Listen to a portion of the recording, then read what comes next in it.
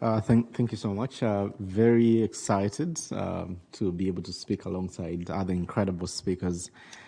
It's also very exciting to learn about the UN academic impact and the SDG toolkits that you are developing. I know other youth-focused institutions like the Global Schools of SDSN equally produces this type of content, although tailored to K-12 students, younger people, SDSN youth as well, working towards developing climate literacy toolkits to ensure that every young person has access to this type of knowledge and understanding. So it's very exciting to see all these intersections in our work. I'll be able to speak to you specifically about the work of SDSN youth, but also the work of other youth-led institutions with respect to transforming knowledge sharing, creating pathways and allies for knowledge and understanding, but also creating a broader network of young leaders that are translating policy into action and localizing education in many different aspects. There's a concept called intergenerational equity, which requires that every generation has a right to inherit the same diversity in natural, cultural, health, and economic resources enjoyed by previous generations, and to equitable access to the use and benefit of these resources. In this respect, educational resources should equally create a condition where today's younger generation and the generations to come have the same competencies, the skills, and the knowledge for them to become leaders of tomorrow. Partnerships for the implementation and realization of the sustainable development is not simply an attractive concept. It is not simply an idea underpinning the UN 2030 Agenda and the Paris Agreement. Partnerships is a goal in itself, as demonstrated in SDG number 17, which is the fulcrum of the Sustainable Development Goals, focusing on creating long-lasting partnerships.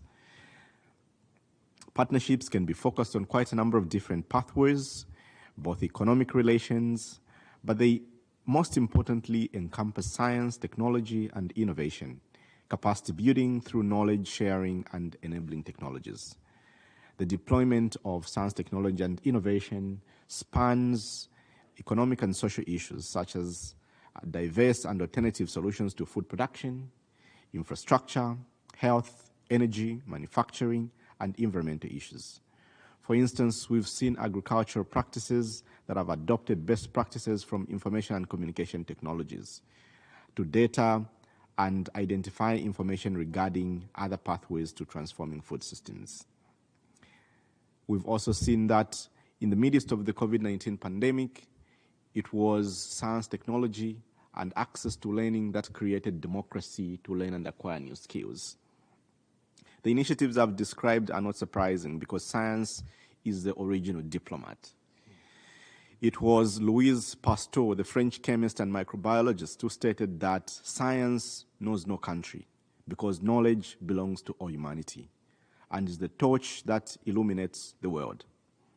It's for this reason that scientists are recognized globally because of having huge international mobility due to their accredited passion for their work, which causes them to interact with research institutions, private corporations, political, and influential figures. But it's also important that as we look at creating partnerships for sustainable development and specifically education, we also look at technological inequities, more specifically the gap that continues to widen between the West and the Global South. Digital disparities and disparities in STI are still evident between the North and the South, from lesser recognition and funding of Southern journals or research institutes to a lack of hardware and technology to be able to engage in innovation. There is also an urgent need to close inequalities for young people, evidenced by inconsistent funding for STI, which is science, technology, and innovation researchers, less global representation of young women and girls in science, technology, engineering, and mathematics, as well as ICT subjects, and the exclusion of young people in state partnerships for science policy. Globally, we're very lucky in history to have 1.8 billion young people between the ages of 10 to 24. This equates to 1.8 billion essential leaders, communicators, and innovators for partnerships and policy-making processes. Governments and decision makers, but also people that are gathered here today and those joining us online, should value young people as a key component to a thriving economy and stable society, with the intention to invest in science, technology, and mathematics education as a means to promote personal empowerment, as well as meet labor market needs. Beyond science, technology, and innovation, we also need formal partnerships to achieve the SDGs. And this may look like engagements with the UN Office for Partnerships, Partnerships Platform, 2030 Connect, the UN Smart Sustainable Cities, the private sector, and many others. In summary, and as I conclude, with the establishment of the UN Youth Office and the Summit of the Future both on the horizon, partnerships between the world's over 1.9 billion young people and the UN member states, financial institutions, academia, scientists, and the private sector is the only pathway towards unlocking intergenerational equity and achieving Agenda 2030. In light of the upcoming historical event for the future generation as set out in the UN Secretary General's Our Common Agenda report, SDSN Youth and its partners, which includes a network of 4,100 members, including over 870 youth member organizations in over 127 countries, shall over the next coming months embark on global consultations to establish consensus on what the future should look like and what can be done to address the multilateral solutions for a better future through deepening of stronger solidarity with the world's young people and future generations.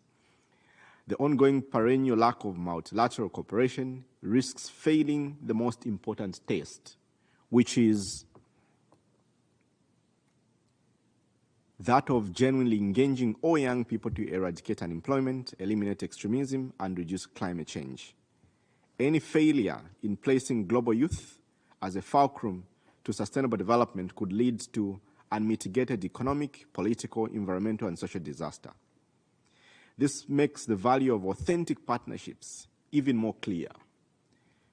No single person or institution can tackle global challenges single-handedly. In Africa, where I come from, there's a proverb which says, if you want to go fast, go alone. If you want to go far, go together. Thank you.